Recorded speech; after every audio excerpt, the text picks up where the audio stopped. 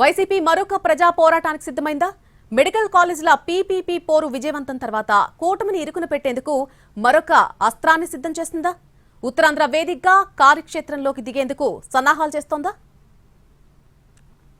కేంద్రం ప్రకటించిన ఉపాధి హామీ పథకం కొత్త విధానం అమలు చేయాలంటే రాష్ట్ర ఖజానాపై ఏటా 4,000 కోట్ల రూపాయలకు పైగా భారం పడుతుందని వైసీపీ అంచనా వేస్తోంది.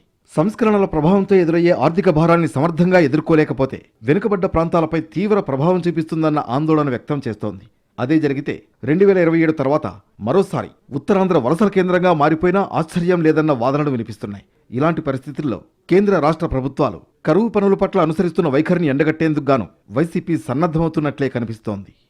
ఇప్పటి వరకు వైసీపీ నిర్దిష్టమైన ఆలోచన విధానం ప్రకటించలేదు. అయితే ఉపాధి హామీ పథకం ఇబ్బందుల కారణంగా గ్రామీణ ప్రజానీకానికి ఎదురయ్యే గడ్డు పరిస్థితులను ప్రధాన అంశంగా తీసుకునేందుకు సన్నద్ధమవుతున్నట్లే కనిపిస్తోంది.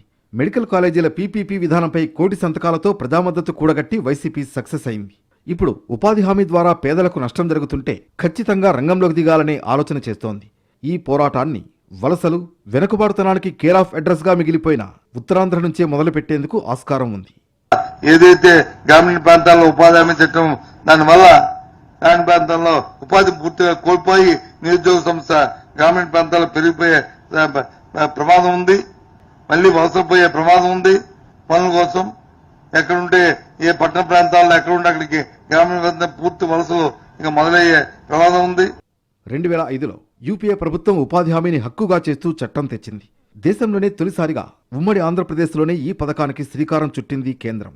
ఫస్ట్ ఫేజ్ కింద అనంతపురం, పాలమూరు, ఉత్తరాంధ్ర జిల్లాలను ఎంపిక చేశారు. ఉపాధి హామీ స్కీమ్ వచ్చిన తర్వాత ఉత్తరాంధ్రలో పరిస్థితులు చాలా మారాయి. దాదాపు 20 ఏళ్ల తర్వాత ఎన్డీఏ సర్కార్ నరేగా స్థానంలో Viksit Bharat guarantee for Rozgar and Ajeevika mission చట్టం తెచ్చింది. ఇక్కడ పేరుతో పాటు పథకం అమలు తీరుకు సంబంధించిన కీలక మార్పులు చోటు చేసుకున్నాయి. దీంతో రాష్ట్ర ప్రభుత్వాల దగ్గర నుంచి వేతన శ్రామికుల వరకు అయోమయం మొదలైంది.